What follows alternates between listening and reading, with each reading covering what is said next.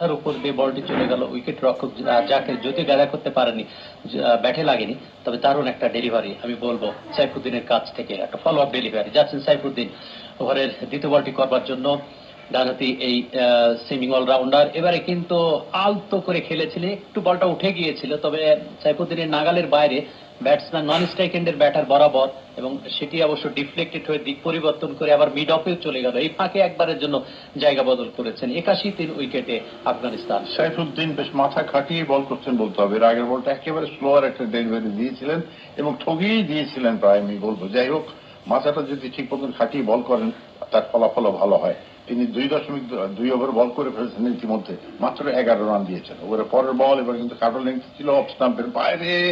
এবারে দুবার ব্যাট করলেন, আম্পায়ার কি করবে আমি জানি না, অ্যাপিল করেছেন। বলটি মেরেছিলেন এবং স্টাম্পে পড়ছিল, সেই অবস্থায় কিন্তু আবারও বলটিকে সরিয়ে দিলেন ওখানে রসুলি ব্যাট দিয়ে। যাই হোক, আম্পায়ার আউট দেননি। 81, 3 উইকেটে 13 নম্বর ওভারে খেলা। আপনারা শুনছেন 4টি বল ইতিমধ্যে, 3টি বল এবার ইতিমধ্যে হয়েছে। 2.3 ওভার বল করে সাইফুদ্দিন 11 রান পারেন নাই।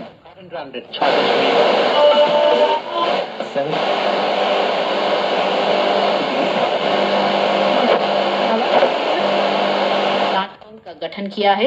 न्यायालय ने की मौत पर दुख व्यक्त किया है और दोषियों के खिलाफ कड़ी कार्रवाई न करने पर राज्य सरकार